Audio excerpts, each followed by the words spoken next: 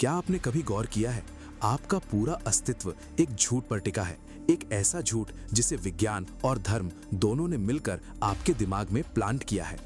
नियम सीधा है, कॉज एंड इफेक्ट। हर चीज का कोई कारण होता है। इस घड़ी को किसी ने बनाया, इस मेज को किसी ने बनाया और आपको आपके माता पिता ने। इसी तर्क की उंगली पकड़कर हम ईश्वर तक पहुंचते हैं। हम कहते हैं ब्रह्मांड एक रचना है तो इसका कोई रचयिता होगा। But here's the trap. जैसे ही आप पूछते हैं ईश्वर को किसने बनाया, विज्ञान की बोलती बंद हो जाती है। अगर ईश्वर को किसी ने नहीं बनाया तो कॉज एंड इफेक्ट का वो महान नियम कहाँ गया? और अगर वो नियम ईश्वर पर लागू नहीं होता तो उसे ब्रह्मांड पर लागू करने की जिद क्यों? अगले 15 मिनट में मैं आपके सोचने के ढंग को हैक करने वाला हूँ। हम उस मानसिक पिंजरे को तोड़ेंगे जिसे आप वास्तविकता समझते हैं। क्या होगा अगर मैं आपसे कहूँ कि आप जिसे ईश्वर समझकर बाहर खोज रहे हैं वो दरअसल एक क्वांटम प्रोग्रामिंग है? तैयार हो जाइए, क्योंकि अब तर्क की सीमा खत्म होती है और सत्य की तबाही शुरू होती है। दुनिया के सबसे बुद्धिमान लोग आज एक अंधेरी गली में खड़े हैं। विज्ञान कहता है 13.8 अरब साल पहले एक सिंगुलैरिटी फटी और सब कुछ बन गया। लेकिन जब आप पूछते हैं कि उससे पहले क्या था, तो स्टीफन हॉकिंग जैसे जीनियस कहते हैं वहां समय ही नहीं था, इसलिए कुछ होने का सवाल ही नहीं उठता। Wait, what? ये बिल्कुल वैसा ही है जैसे कोई आपसे कहे कि फिल्म शुरू होने से पहले एक्टर मौजूद ही नहीं था। ये विज्ञान का जवाब नहीं, विज्ञान का आत्मसमर्पण है। असली संकट गणित का नहीं, चेतना का है। अगर हम सिर्फ मिट्टी और रसायनों का एक ढेर है तो हमें होने का एहसास कैसे है? क्या परमाणु सोच सकते हैं? क्या हाइड्रोजन गैस को पता है कि वो अरबों साल बाद एक इंसान बनकर खुद को शीशे में देखेगी? इसे कहते हैं द फाइन ट्यूनिंग पैराडॉक्स। ब्रह्मांड के नियम इतने सटीक हैं कि अगर ग्रेविटी की ताकत में 1 मिलीमीटर का भी फर्क होता तो आप यहाँ नहीं होते। क्या ये सिर्फ एक इत्तेफाक है या हम किसी कॉस्मिक सिमुलेशन का हिस्सा है?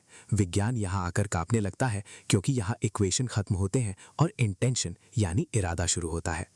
दिक्कत विज्ञान या ईश्वर में नहीं है, दिक्कत हमारी भाषा में है। हमने ईश्वर को एक सिंहासन पर बैठा हुआ बूढ़ा आदमी मान लिया है जो इंसाफ करता है। ये एक मानवीय अहंकार है। हमने भगवान को अपनी शक्ल दे दी।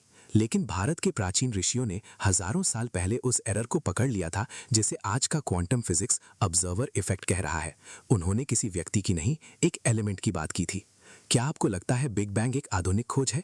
जब आप अक्षर शब्द को डिकोड करेंगे तो आपको पता चलेगा कि प्राचीन भारत के पास एंट्रोपी और स्पेस टाइम का वो फॉर्मूला था जो आज नासा खोजने की कोशिश कर रहा है। हम जिसे ईश्वर कहते हैं वो कोई व्यक्ति नहीं बल्कि एक डेटा स्ट्रीम है। लेकिन उस स्ट्रीम को एक्सेस करने का पासवर्ड हमसे छीन लिया गया औपनिवेशिक इतिहास द्वारा। अगले भाग में हम उस मेंटल स्लेवरी की खाल उधेड़ेंगे जिसने हमें अपने ही विज्ञान से दूर कर दिया। तैयार रहिए, क्योंकि द डिसेंट शुरू हो चुका है। आपको लगता है कि आप हिंदी, मराठी या संस्कृत बोल रहे हैं?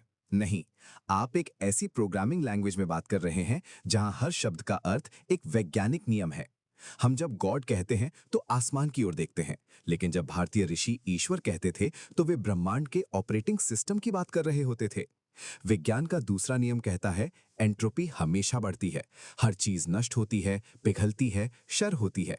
लेकिन इस मिटने वाले ब्रह्मांड के पीछे एक ऐसी चीज है जो कभी नहीं बदलती।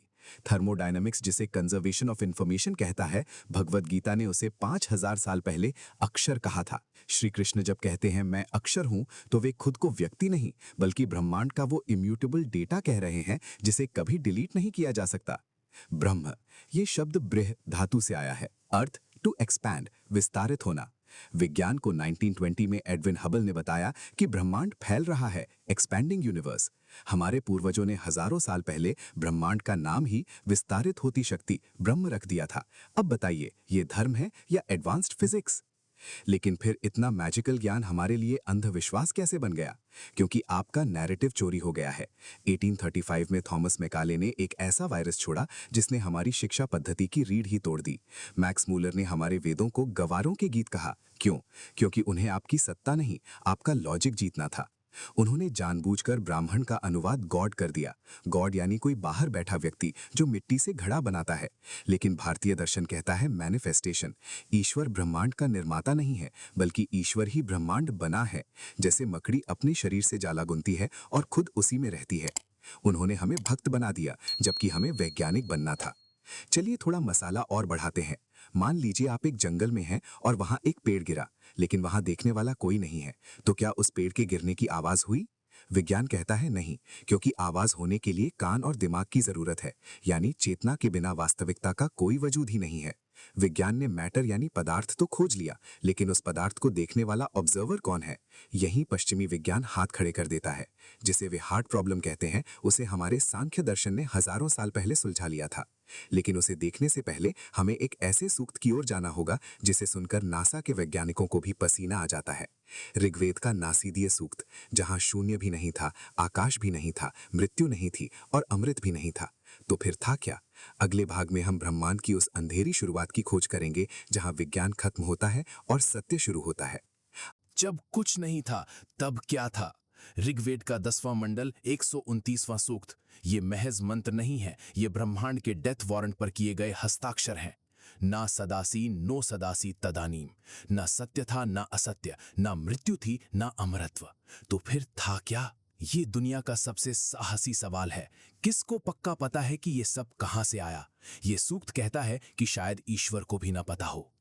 सोचिए, 5000 साल पहले की एक संस्कृति इतनी ईमानदार हो सकती है कि वो ईश्वर के ज्ञान पर भी प्रश्न चिन्ह खड़ा करती है। ये विज्ञान नहीं तो और क्या है?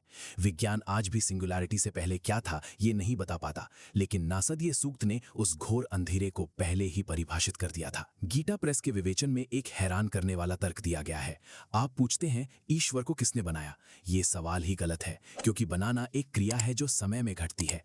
यदि ईश्वर समय के ढांचे का निर्माता है तो वो खुद उस ढांचे के अंदर कैसे हो सकता है? वो शून्य है। शून्य को किसने बनाया ये पूछना जितना बेतुका है, उतना ही अतार्किक ईश्वर का निर्माता ढूंढना है। अब हम उस बिंदु पर हैं जहां धर्म टेक्नोलॉजी बन जाता है। सांख्य दर्शन ये दुनिया का सबसे पुराना और शक्तिशाली लॉजिक है। सांख्य कहता है कि ये जगत पुरुष और प्रकृति का एक नृत्य है। पुरुष यानी प्योर कॉन्शियसनेस यानी सॉफ्टवेयर, और प्रकृति यानी फंडामेंटल मैटर यानी हार्डवेयर। सांख्य पूछता है, ईश्वर ने दुनिया बनाई या दुनिया प्रकट हुई? जैसे एक बीज में बरगद का पेड़ पहले से ही कोडेड होता है, वैसे ही इस ब्रह्मांड में जीवन की संभावना पहले से मौजूद थी। ईश्वर कोई बाहर बैठा कुम्हार नहीं है जो मिट्टी के बर्तन बना रहा है। ईश्वर वो अधिष्ठान यानी प्लेटफॉर्म है जिस पर यह पूरा सिमुलेशन का खेल चल रहा है। दोस्तों, अब खेल गंभीर हो रहा है। हमने देखा कि निर्माण यानी क्रिएशन एक पश्चिमी अवधारणा है। हमारा सत्य प्रकटीकरण यानी मैनिफेस्टेशन है। जिसे हम ईश्वर समझकर ढूंढ रहे हैं, वो शायद इस यूनिवर्सल कंप्यूटर का सबसे बेसिक प्रोग्राम हो सकता है। आपकी 5 इंद्रियों को लगता है कि ये दुनिया असली है, पर अगर मैं आपसे कहूं कि आपकी इंद्रियां महज इनपुट आउटपुट डिवाइसेस हैं और आपका दिमाग सिर्फ उस डेटा को प्रोसेस कर रहा है, तो फिर झूठ क्या है और सच क्या? अब हम एक ऐसे मोड़ पर हैं जहां हम सबूतों की बात करेंगे। क्या द्वारका नगरी सच में पानी के नीचे है? क्या राम सेतु महज एक इत्तेफाक है, या हमारे पूर्वजों ने पीछे कुछ डीबग नोट्स छोड़े हैं? अगले भाग में हम सिमुलेशन थियरी और पुरातत्व प्रमाणों का ऐसा संगम देखेंगे जिसे देखकर नास्तिक भी सोचने पर मजबूर हो जाएंगे। तैयार रहिए एक्ट 4 के लिए, द कॉम्प्लिकेशन। दोस्त, एलन मस्क से लेकर निक बॉस्ट्रम तक आज के सबसे बड़े विचारक एक ही बात पर डटे हैं। हमारे एक सिमुलेशन में रहने की संभावना 99.99% है। अब सोचिए, अगर सुपर मारियो अपने गेम में बैठकर सोचे कि मेरे प्रोग्रामर को किसने बनाया, तो ये हमें कितना हास्यास्पद लगेगा ना? क्योंकि प्रोग्रामर उस गेम के पिक्सल से नहीं बना होता, वो उस सिस्टम के बाहर होता है। जिसे विज्ञान आज सिमुलेशन कह रहा है, उसे ही 1200 साल पहले आदि शंकराचार्य ने माया कहा था। माया का मतलब जादू नहीं, बल्कि माया एक ऐसी इंटेलेक्चुअल एरर यानी बौद्धिक त्रुटि है जिससे हमें वो दिखता है जो असल में है ही नहीं। आपकी 5 इंद्रियां आपके शरीर के आयो डिवाइसेस हैं। आपकी आंखें रंग नहीं देखती, वे सिर्फ प्रकाश की फ्रीक्वेंसी पकड़ती हैं, और आपका दिमाग अंदर एक आभासी चित्र रेंडर करता है। आप जिसे सत्य कह रहे हैं, वो महज आपके दिमाग द्वारा प्रोसेस किया गया डेटा है। यह सुनने में किसी साइफाई फिल्म जैसा लग रहा है, लेकिन आधुनिक विज्ञान के जनक माने जाने वाले अर्विन श्रोडिंगर जब क्वांटम मैकेनिक्स में अटकते थे तो वे उपनिषद पढ़ते थे। उन्होंने साफ लिखा है, ब्रह्मांड अनेक नहीं बल्कि एक ही है। जब विज्ञान ने परमाणु को तोड़ा तो उन्हें वहां पदार्थ मिला ही नहीं, वहां मिली सिर्फ प्योर एनर्जी और इंफॉर्मेशन। जब ओपनहाइमर ने परमाणु बम का विस्फोट देखा तो उन्हें आइंस्टाइन याद नहीं आए, उन्हें याद आई भगवत गीता। कालोस्मि लोक क्षयकृत प्रवृद्धो, मैं काल हूं जो लोगों का विनाश करने आया हूं। उन्हें समझ आ गया था कि विज्ञान जिसे डार्क एनर्जी कह रहा है, वो असल में ऋषियों का अव्यक्त है। ईश्वर को किसने बनाया, यह सवाल ही खत्म हो जाता है जब आपको पता चलता है कि आप ईश्वर का हिस्सा नहीं है, बल्कि आप ही वो सोर्स कोड है जो खुद को भूलकर ये गेम खेल रहा है। लेकिन अब सबसे बड़ा और स्पाइसी सवाल, अगर मैं ही वो सोर्स कोड हूं, अगर मैं ही ईश्वर हूं, तो फिर मुझे इतना दर्द क्यों हो रहा है? मैं इस सिमुलेशन की तकलीफों, गरीबी, बीमारी और मौत के डर में क्यों फंसा हूं? अगर मैं इस गेम का प्रोग्रामर हूं, तो मेरे पास रिमोट कंट्रोल क्यों नहीं है? इसका जवाब विज्ञान के पास नहीं है। इसका जवाब है उस एक अंतिम एहसास यानी अल्टीमेट रियलाइजेशन में, जहां पहुंचने पर आपको पता चलेगा कि ये गेम पॉज कैसे करना है। अगले 5 मिनट में हम इस डॉक्यूमेंट्री का सबसे चौंकाने वाला निष्कर्ष निकालेंगे। हम देखेंगे कि ईश्वर को खोजने का रास्ता मंदिर की सीढ़ियों से नहीं, आपकी अपनी चेतना की लैब से होकर जाता है। तैयार हो जाइए द पे ऑफ के लिए, एक ऐसा खुलासा जो आपकी जिंदगी हमेशा के लिए बदल देगा। हमने पूरे ब्रह्मांड में ईश्वर को खोजा, हमने बिग बैंग के विस्फोट में हाथ डाला, हमने सिमुलेशन के कोड्स को फाड़ा और इतिहास के खून से सने पन्नों को भी पलटा। लेकिन अंत में हम जहां खड़े हैं, वो आईना हमें एक ही सच चीख चीख कर बता रहा है कि जिसे तुम खोज रहे हो, वो खोजने वाले तुम खुद ही हो। ऋषि मुनियों ने जब अहम ब्रह्मास्मि कहा, तो वो अहंकार नहीं था, वो एक वैज्ञानिक साक्षात्कार था। अगर लहर पूछे कि मेरा निर्माता कौन है, तो जवाब समुद्र होगा। लेकिन जिस क्षण लहर को पता चलता है कि वो खुद पानी है, उस क्षण निर्माता और निर्माण का भेद ही मिट जाता है। ईश्वर को किसने बनाया, ये सवाल समय के दायरे के अंदर का है, लेकिन जो समय का ही रचयिता है, उसे शुरुआत की जरूरत ही क्या? वो इनफाइनाइट सोर्स कोड है, जो खुद को तुम्हारे और मेरे रूप में अनुभव कर रहा है। विज्ञान हमें बताता है कि कैसे हो रहा है, लेकिन अध्यात्म बताता है कि क्यों हो रहा है। आज पश्चिमी दुनिया जिसे यूनिफाइड फील्ड थियरी कहने के लिए छटपटा रही है, वो हमारे लिए हजारों सालों से एक अनुभूति रही है। विज्ञान की सीमा यह है कि वो हमेशा वस्तु को खोजता है, लेकिन ईश्वर कोई वस्तु नहीं है। ईश्वर वो देखने वाला है जो दूरबीन के उस पार से देख रहा है। जब तक आप ईश्वर को अपने बाहर खोजेंगे, आपको जवाब नहीं मिलेगा। लेकिन जिस क्षण देखने वाला और दृश्य एक हो जाते हैं, वहां विज्ञान का गणित और धर्म की प्रार्थना एक ही बिंदु पर आकर मिल जाते हैं। ईश्वर कोई दूसरा नहीं है, वो आपके अस्तित्व का वो हिस्सा है जिसे कभी मौत नहीं आती, वो अक्षर है। दोस्तों, ये वीडियो खत्म होने के बाद आप फिर से अपनी रोजमर्रा की दुनिया में लौट जाएंगे, लेकिन एक बात याद रखना, आप इस अनंत ब्रह्मांड के महज एक धूल के कण नहीं है, आप वो आंख है जिससे ये ब्रह्मांड खुद को देख रहा है।